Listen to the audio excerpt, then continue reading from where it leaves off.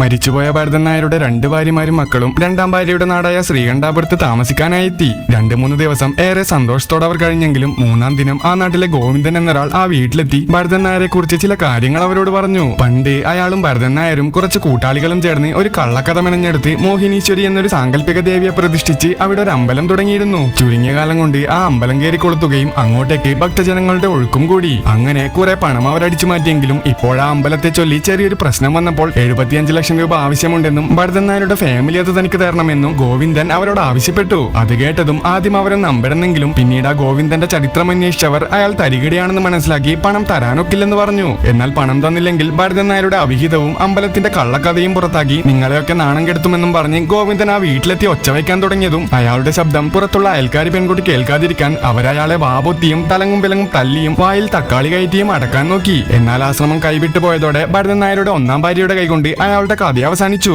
അങ്ങനെ ക്ഷണിക്കപ്പെടാത്ത ഒരു അതിഥിയുടെ മരണം മറച്ചു വയ്ക്കാനും അയാളുടെ ബോഡി എങ്ങോട്ടേലും മാറ്റാനും ആ കുടുംബം സർവ്വ വഴിയും നോക്കിയെങ്കിലും ഒന്നും ഫലമുണ്ടായില്ല. എന്നാൽ മറുവശത്ത് അവസാനമായി ഗോവിന്ദൻ ആ വീട്ടിലേക്ക് കയറി ചെല്ലുന്നത് കണ്ട അയാളുടെ റിലേറ്റീവായ സുഭാഷിന് ഗോവിന്ദന്റെ ഈ മിസ്സിംഗിൽ ആ കുടുംബത്തെ സംശയം തോന്നി. അവരുടെ അയൽവാസി കൂടിയായ അവന്റെ കണ്ണുകൾ പിന്നീട് 24 മണിക്കൂറും അവർക്ക് നേരെയായി. 2 ദിവസത്തിനു ശേഷം ഗോവിന്ദനെ കാണുവാനില്ലെന്ന പോസ്റ്ററുകൾ അവൻ ഇറക്കുകയും ഒരു കോപ്പി പോലീസിന് അയച്ചു കൊടുക്കുകയും ചെയ്തു. സുഭാഷ് ഏത് നേരത്തും തങ്ങളെ പിടികൂടാൻ സാധ്യതയുണ്ടെന്ന് മനസ്സിലാക്കിയ ഭരതൻ നായരുടെ ഫാമിലി അവരുടെ വീട്ടിലുള്ള ഗോവിന്ദന്റെ ബോഡി സുഭാഷ് ഇല്ലാത്ത തക്ക നോക്കി നേരെ അവന്റെ കുളിമുറിയിൽ കൊണ്ടിട്ടു. വീട്ടിലെത്തി കുളിമുറിയിൽ മാമന്റെ ബോഡി കണ്ടു ഞെട്ടിയ സുഭാഷിന് ഇതിനു പിന്നിലെ കരങ്ങൾ തന്റെ അയൽക്കാരായ ഭരതൻ നായരുടെ ഫാമിലിയാണെന്ന് മനസ്സിലാവുകയും തന്റെ തലയിൽ ഇത് കെട്ടിവെക്കാൻ നോക്കരുതെന്നും നമുക്കൊരു ടീമായി ഇത് ഡീൽ ചെയ്തൂടെയെന്നും ചോദിച്ച് അവരുടെ സഖ്യം ചേർന്നു. അങ്ങനെ ഗോവിന്ദനോട് വൈരാഗ്യമുള്ള ഒരു ഇറച്ചിവെട്ടുകാരനെ ഹയർ ചെയ്ത് ഇരുചെവി അറിയാതെ അവർ ആ ബോഡി പീസുകളാക്കി വിവിധ ഭാഗത്തേക്ക് കൊണ്ടുപോയി. ഗോവിന്ദന്റെ മിസ്സിംഗിൽ സുഭാഷിന്റെ വീട്ടിൽ ഒരു പോലീസ് അന്വേഷണം നടന്നെങ്കിലും അപ്പോഴേക്കും അവരുടെ പ്ലാൻ പോലെ കാര്യങ്ങൾ നടന്നത് കാരണം പോലീസിനൊന്നും കണ്ടെത്താൻ സാധിച്ചില്ല. പിന്നീട് ദിവസങ്ങൾ കഴിഞ്ഞ് ആ ഫേക്ക് അമ്പലത്തിലെ ഭണ്ഡാരത്തിൽ നിന്നും ഗോവിന്ദൻ പൂഴ്ത്തിവെച്ച കാശടിച്ചു മാറ്റി ഭരതൻ നായരുടെ ഫാമിലിയും സുഭാഷും ചേർന്ന് പങ്കിട്ടെടുത്തു.